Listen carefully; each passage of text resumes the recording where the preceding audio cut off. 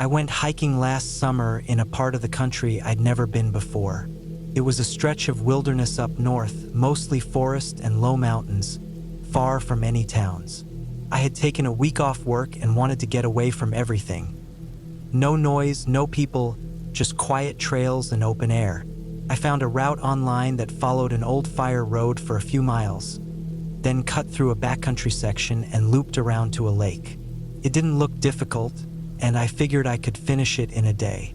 The weather that morning was perfect.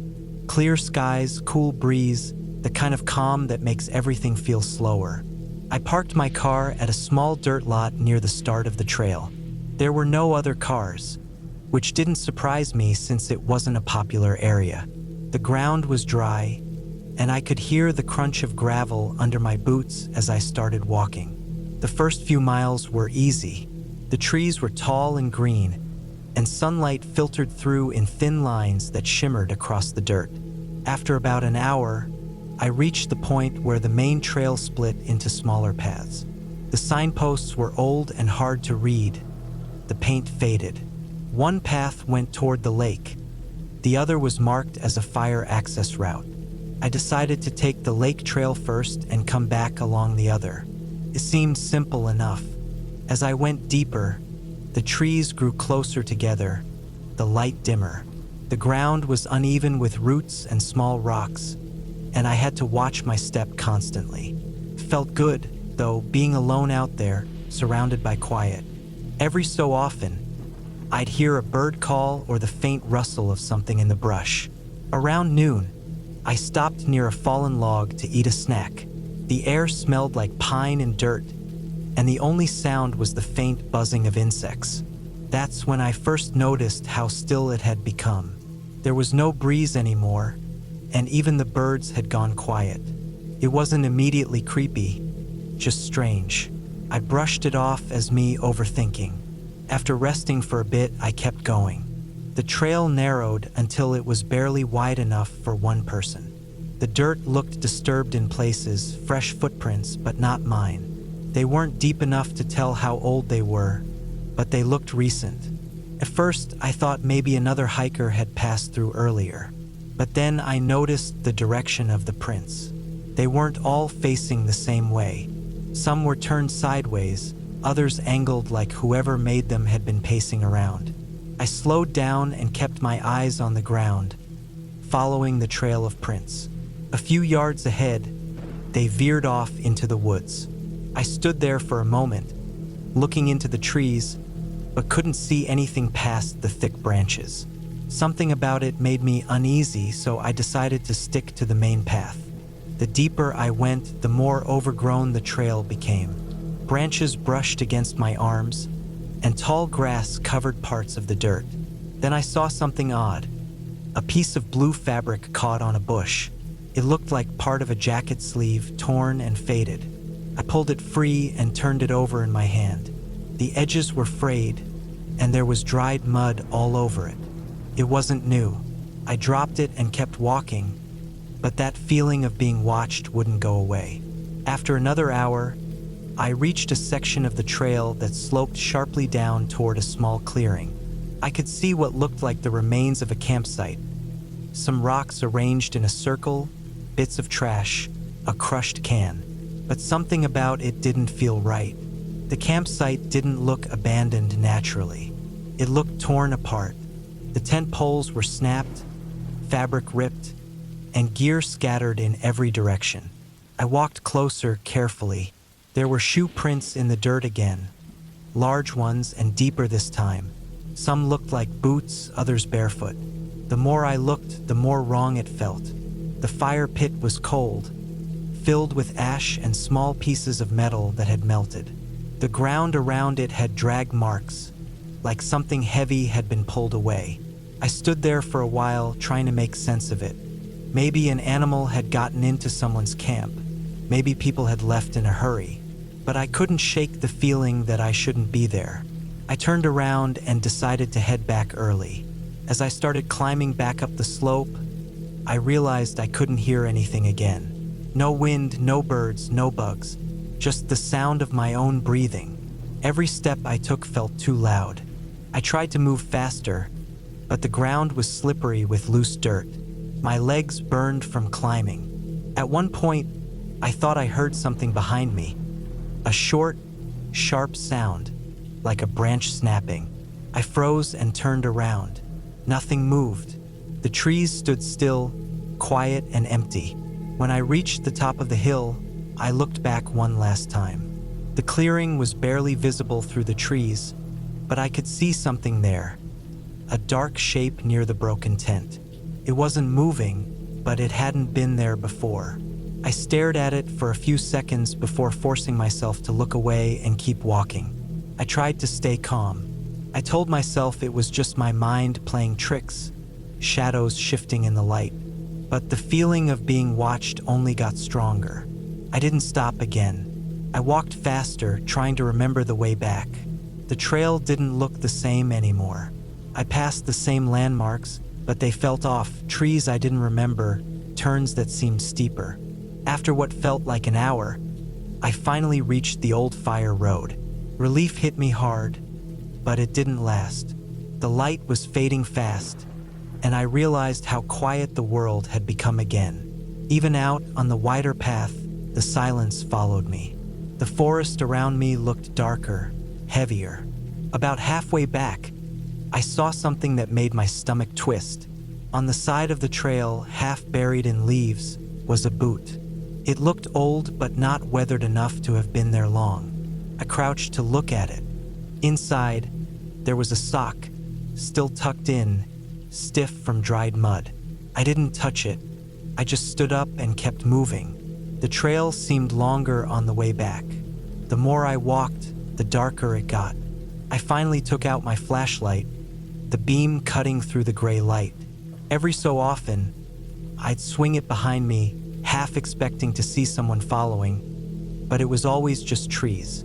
Still, I couldn't shake that crawling feeling up my neck, like eyes were on me. When I finally reached the parking lot, it was almost dark. My car was the only one there, same as before. I got inside, locked the doors, and sat for a few minutes trying to steady my breathing. My hands were shaking. I looked out at the trailhead, the entrance swallowed by shadow.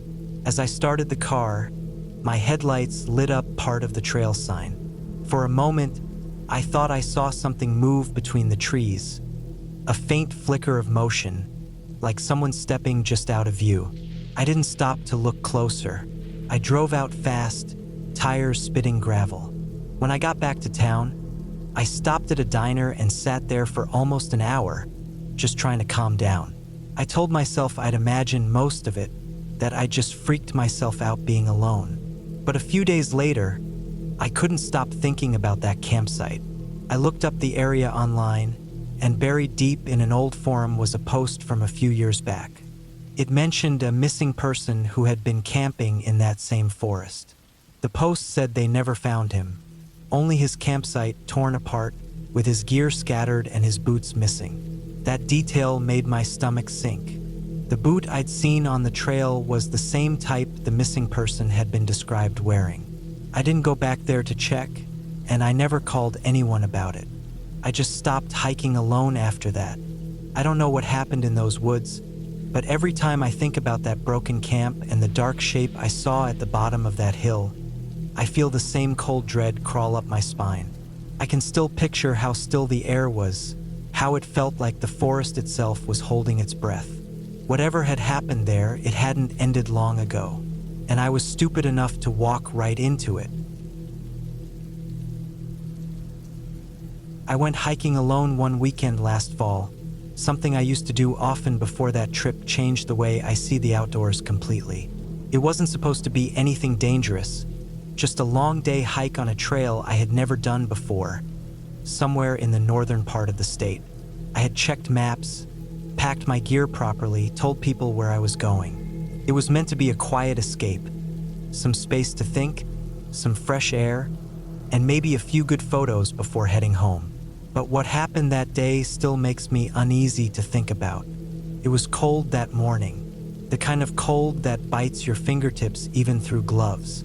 The forest was still, the air crisp and dry, the ground covered in leaves that crunched with every step. The trail started wide, then narrowed as it climbed. I remember how the sunlight filtered through the trees in thin, sharp lines, the air filled with the faint smell of pine and soil. I had my backpack strapped tight, my water bottle swinging lightly with every step. Everything felt normal, calm even, and I remember thinking how nice it was to be out there alone. The trail was about 12 miles long, looping around a large ridge and circling back toward the parking area. I planned to finish it before dark.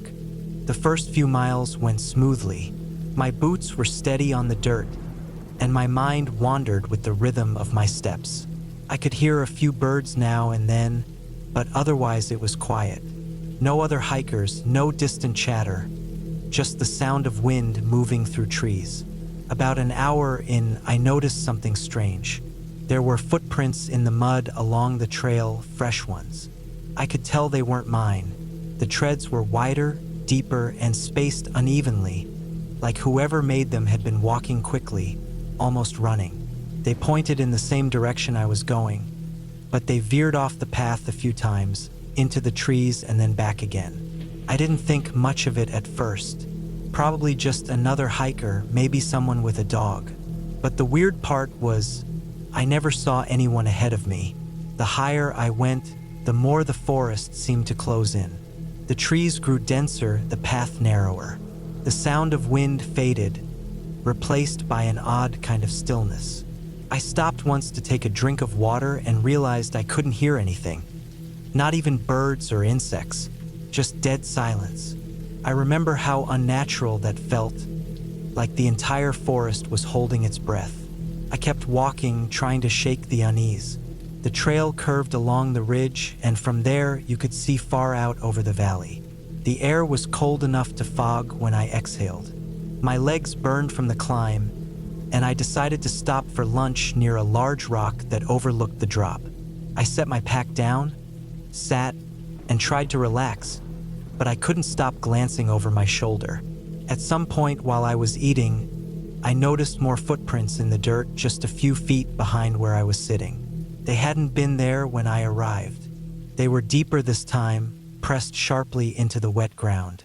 Whoever made them had been standing there, watching the same view I was, maybe even watching me. The hair on my arms stood up instantly.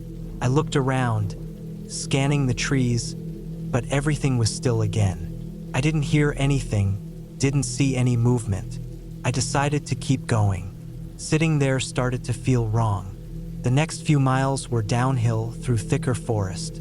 The path twisted a lot, looping through fallen branches and slick patches of mud. The light had started to fade slightly, even though it was only mid-afternoon. The forest canopy was so dense that it dimmed everything, making it look later than it was. I walked faster, trying to make up time.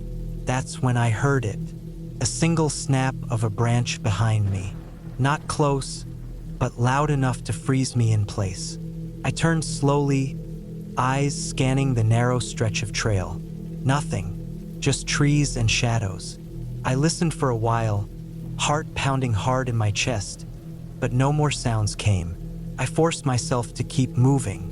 I told myself it was probably an animal, maybe a deer, but deep down I knew it didn't sound like one. It was too heavy, too deliberate. The path dipped into a small gully, where the air was colder and damp. There, I noticed another set of prints in the mud. Same pattern as before, same tread marks, and again they looked fresh. This time, they were heading in the opposite direction, toward me. My mouth went dry. It didn't make sense.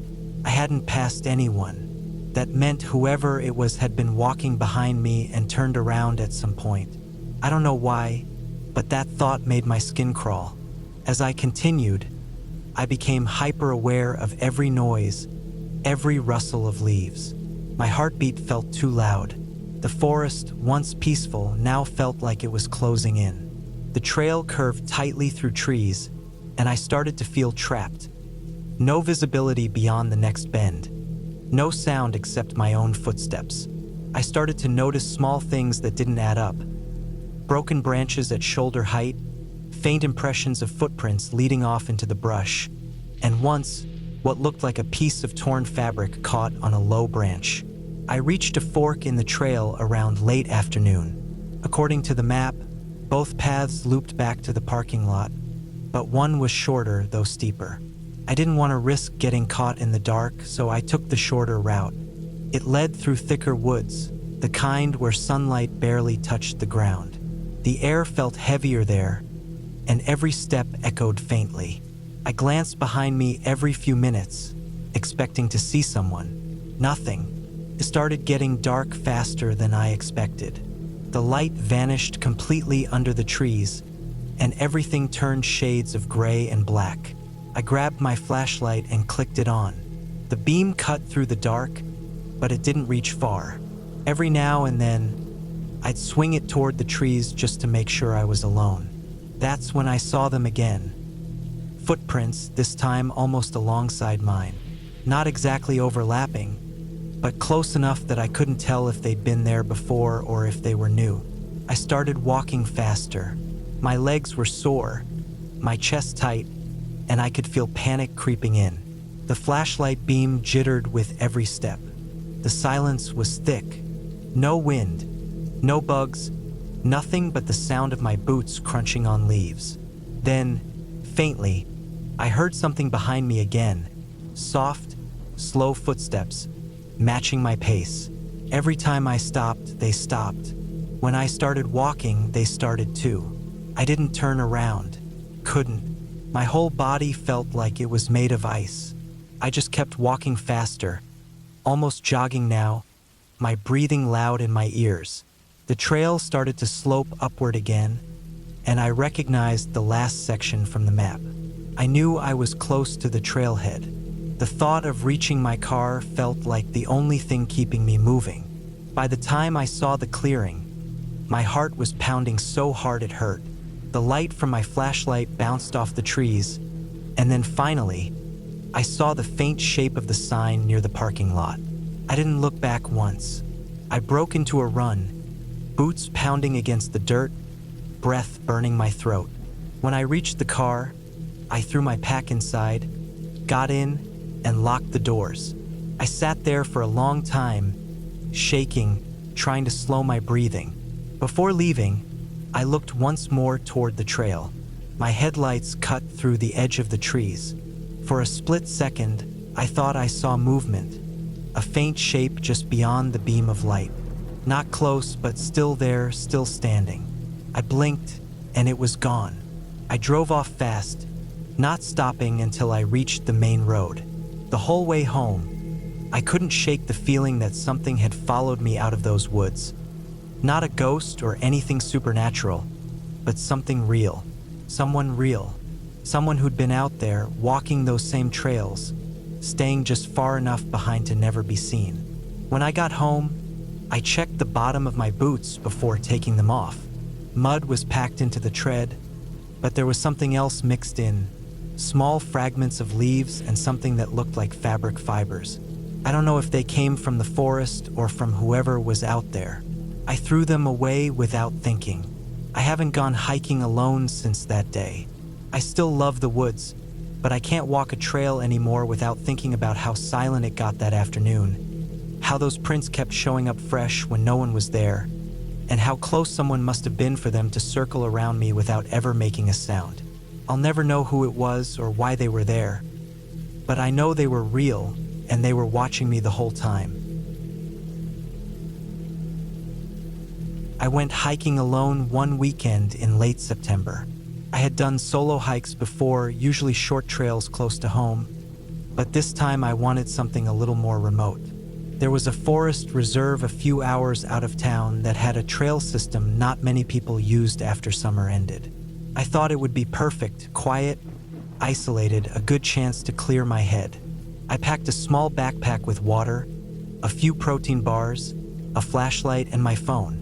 The sky was overcast when I left, but I didn't think much of it. The weather app said it might drizzle later, nothing serious. By the time I reached the trailhead, the sun was hidden behind a sheet of dull gray clouds.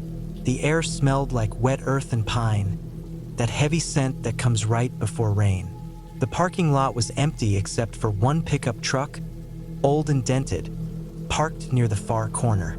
The trail map showed a loop about 10 kilometers long, winding through thick woods, a section of ridges, and then circling back to the parking lot. I figured I'd be out and back within 3 hours if I kept a steady pace. The forest was quiet from the start. My boots made a crunching sound on the dirt and small gravel, and every so often, a crow called from somewhere high up. The deeper I went, the more still it became. The trees were tall and close together, the kind that block most of the light even when the sun's out. The only sounds were my breathing, the soft drag of my backpack straps, and the occasional rustle when the wind brushed through dry leaves.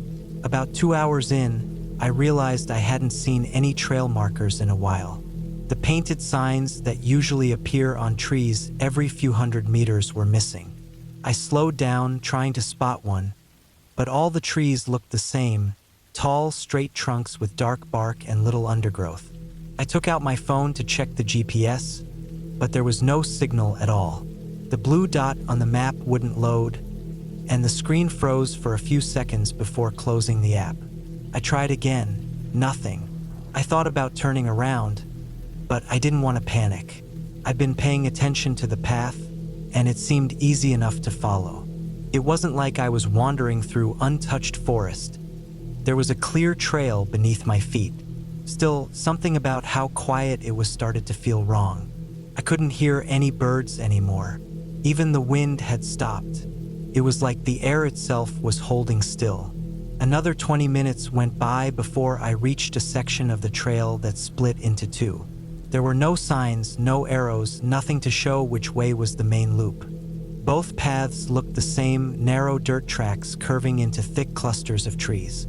I picked the one on the right, mostly because it looked slightly more worn. But as I went on, the ground became uneven. Roots tangled across the path, and the air felt colder. I pulled my jacket tighter, and that's when I noticed something that made my stomach drop. There were footprints in the dirt ahead of me. At first, I thought they might be mine, maybe from when I came through earlier without noticing. But the pattern wasn't the same. These prints were wider, deeper, and facing in the same direction I was walking. Someone had been ahead of me, recently too, because the edges of the prints were still sharp. I looked around but saw no one. The woods were silent, heavy, like they were watching me. I kept walking, telling myself it was probably just another hiker. But the deeper I went, the more wrong it felt. The footprints didn't follow a straight line anymore.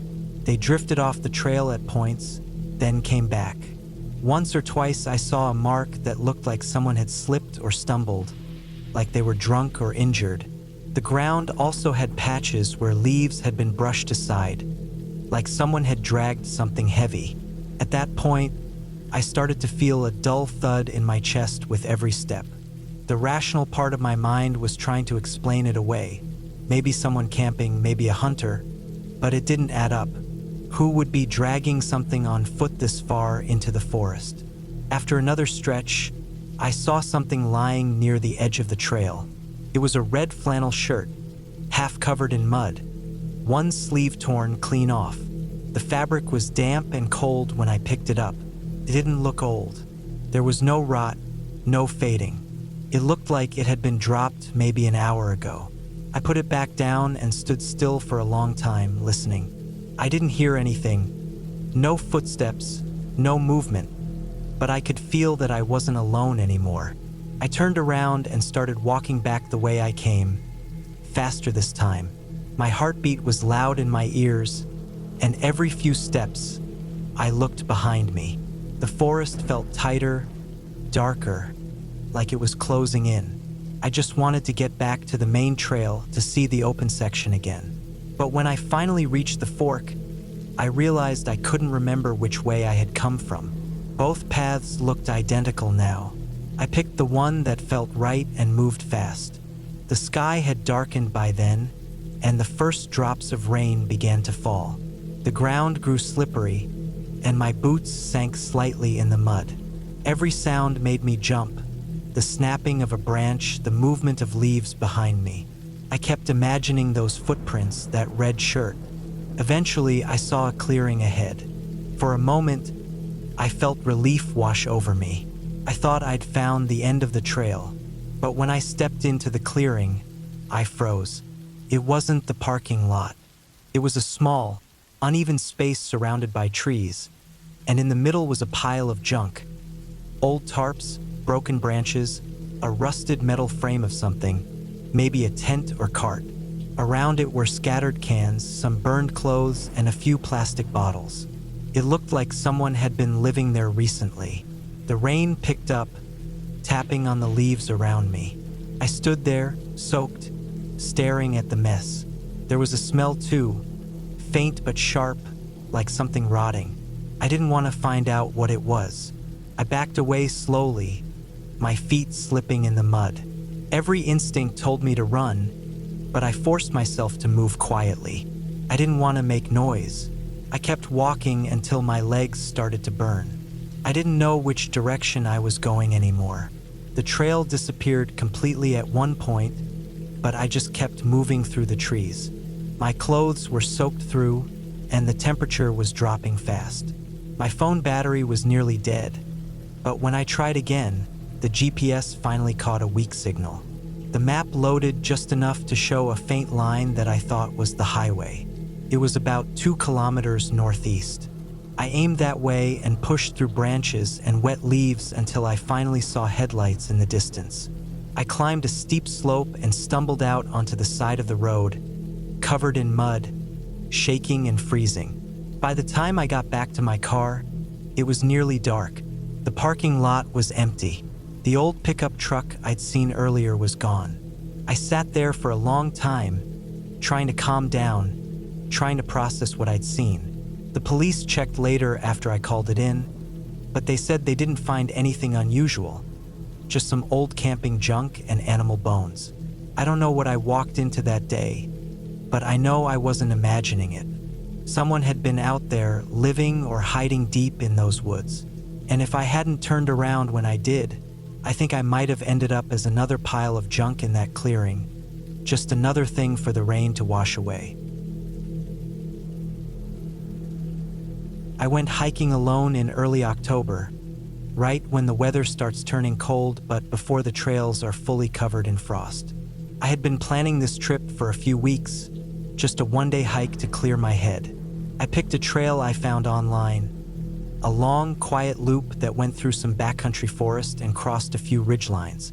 Most of the reviews said it was underused, which was exactly what I wanted. I drove out early in the morning, the sun barely up, with a thermos of coffee and a small pack with water, snacks, and my phone. The road to the trailhead was gravel, narrow, and filled with potholes. The trees pressed in on both sides, dark and silent. When I got there, the parking lot was completely empty. There was a sign with the trail map, half peeled and covered in faded graffiti. I checked the route one last time and started walking. The air was sharp and cold, and the ground was damp from rain the night before. My boots sank slightly with each step, making a muffled squish that echoed through the quiet. First, it was peaceful. The trail followed a creek for a while, the water making a low, steady sound that mixed with the wind.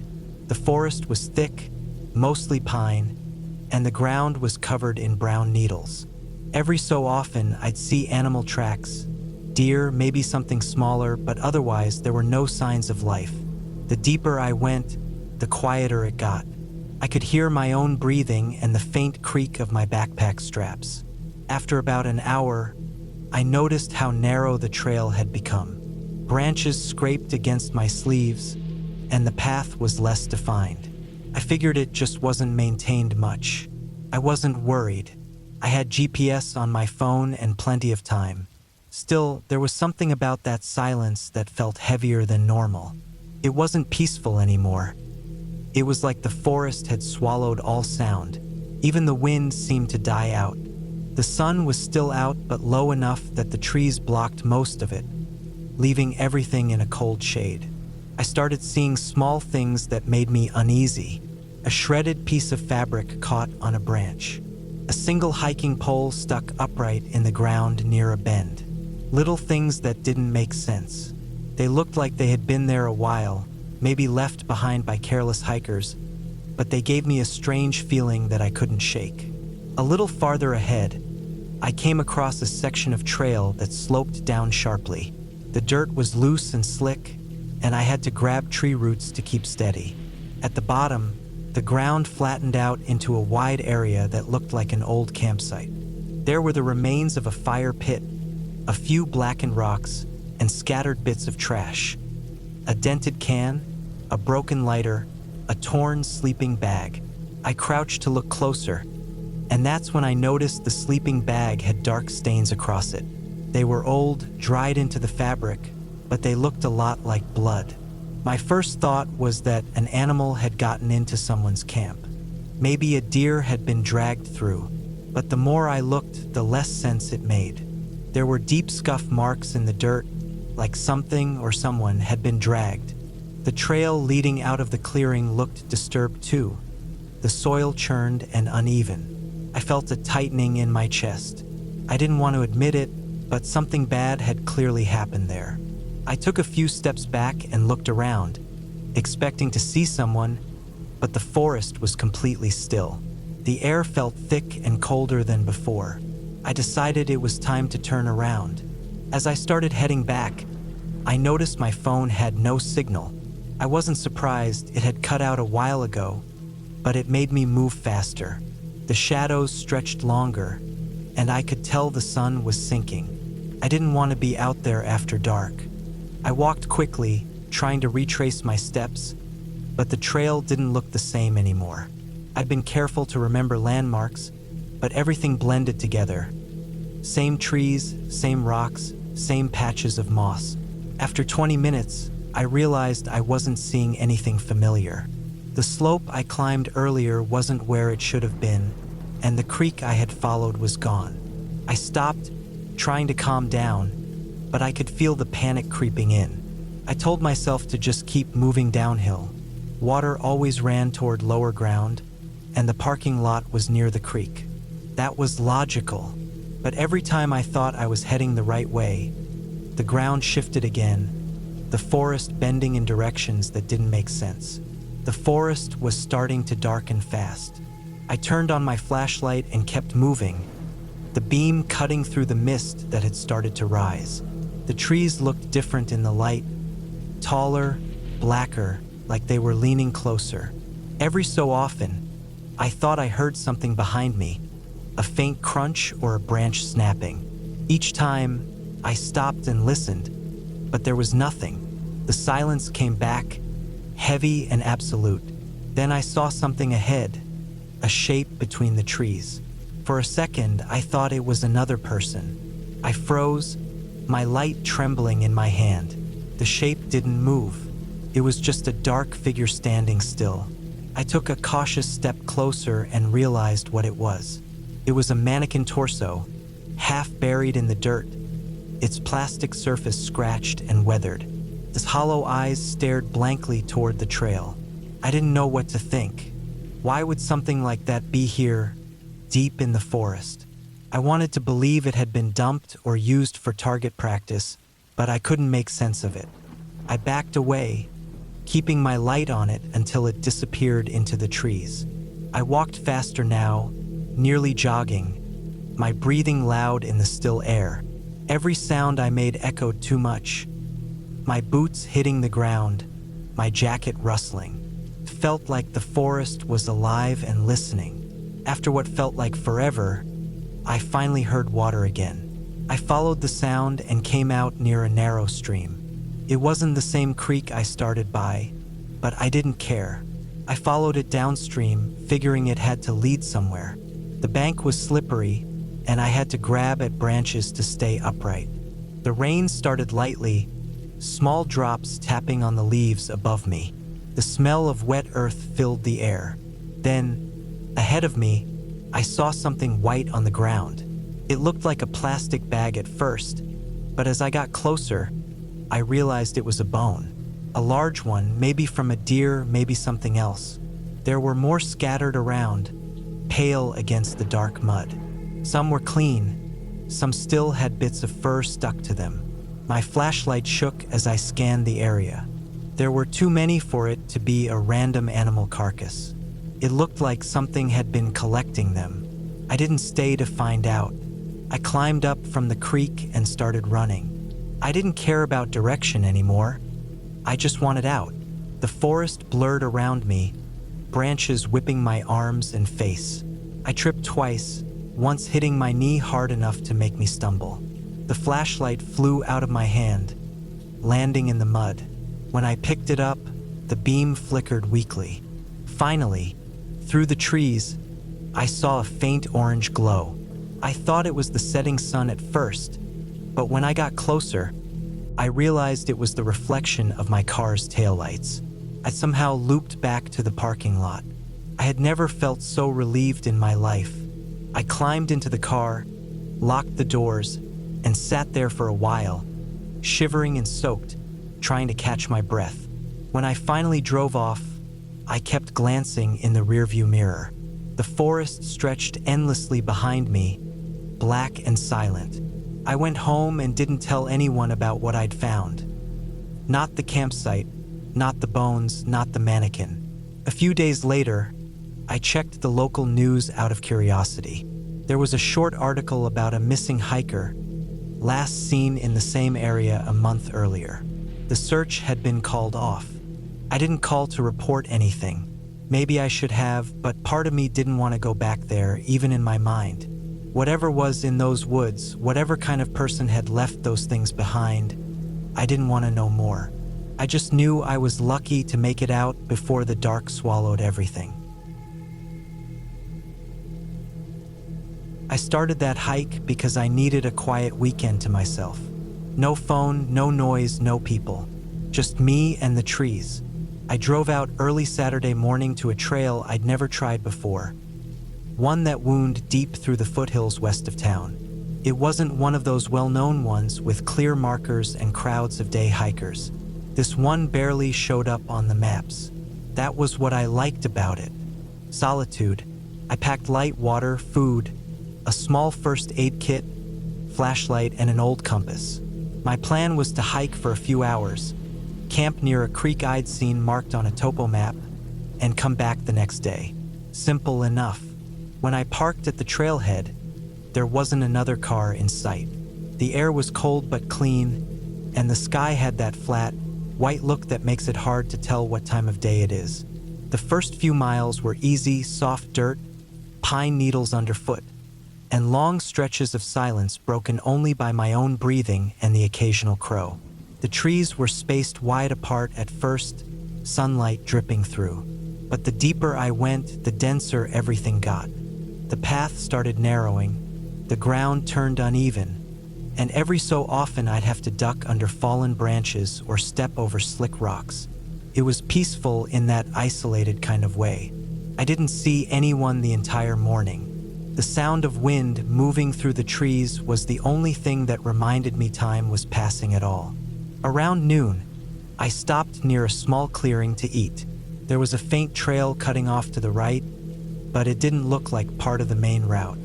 It looked like something animals might have made, or maybe just an old trail that people didn't use anymore. I remember looking at it for a few seconds and thinking it might be interesting to explore later, maybe on my way back. After lunch, the main trail started climbing uphill. My legs started to ache, but I pushed on, trying to make it to that creek before dark. I reached it late in the afternoon. The sound of running water was a relief. I found a flat spot a few yards from the bank, dropped my pack, and just sat for a while. The air was colder by then. The sky had turned gray. I gathered some dry wood and got a small fire going before it got too dark. For the first few hours of night, everything was calm. The fire crackled softly, insects buzzed, and the creek murmured in the background. I ate, stretched out in my sleeping bag, and watched the treetops sway against the dim sky. But somewhere around midnight, I woke up. I didn't know why. The fire had burned down to faint embers, and the woods were quiet, too quiet. I couldn't hear the creak anymore. Took me a moment to realize the wind had stopped too. It was dead still, the kind of silence that presses against your ears. I sat up, blinking into the dark. My first thought was that maybe an animal was nearby. I listened hard. There was a faint crunch, like someone or something had stepped on dry leaves. I froze. I didn't have a gun, just a small knife in my pack. My flashlight was beside me, so I picked it up and clicked it on. The beam caught trees, brush, and fog rising off the ground, but nothing else. I told myself it was probably just a deer. I put another log on the fire, sat there until I could hear the creak again, then tried to sleep. When morning came, the unease didn't go away. I couldn't stop thinking about that sound. I decided to cut the trip short and head back. I packed up, kicked dirt over the ashes, and started the hike down.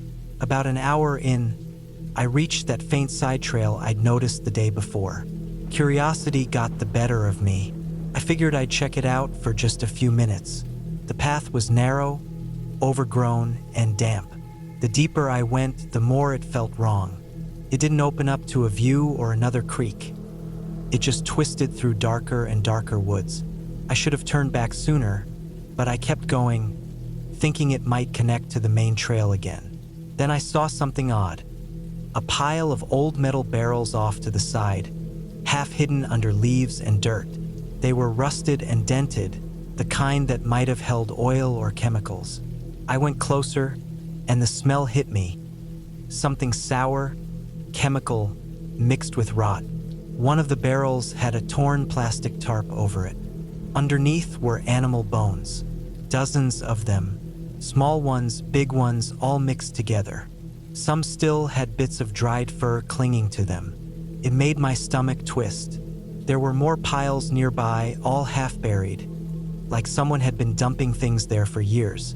I backed away fast, suddenly aware of how deep I'd gone into the woods.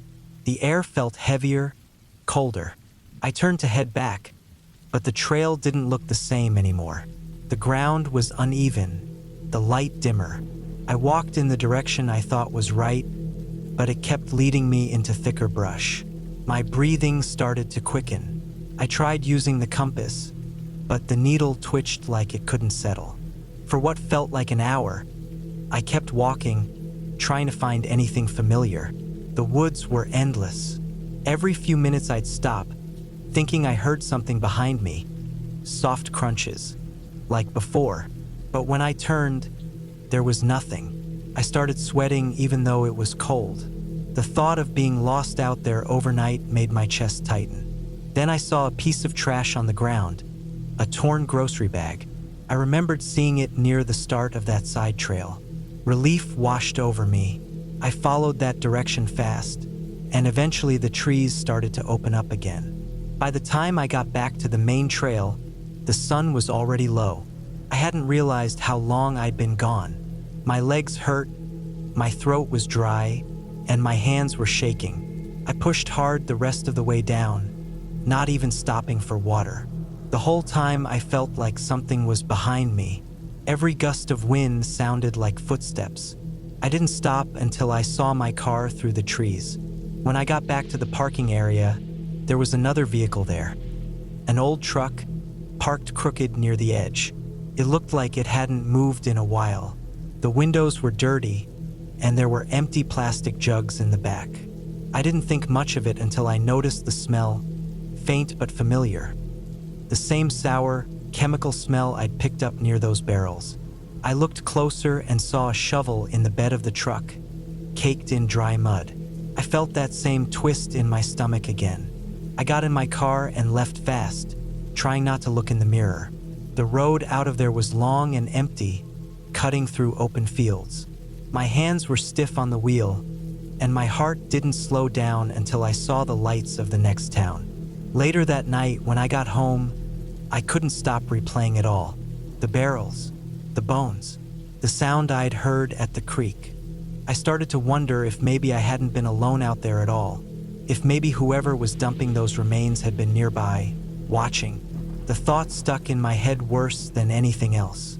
A few days later, Curiosity got the better of me again. I checked online for anything about that area. Missing people, illegal dump sites, old crimes. But there was nothing. No mention of anything. Just a handful of hiking reviews that stopped after a few years back. Like people just stopped going there.